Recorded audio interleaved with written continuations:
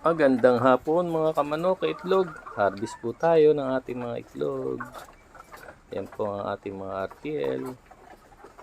Gumagana na silang kumain.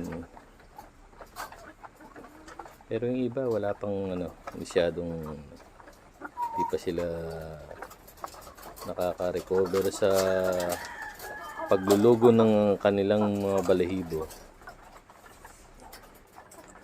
Thank you for watching.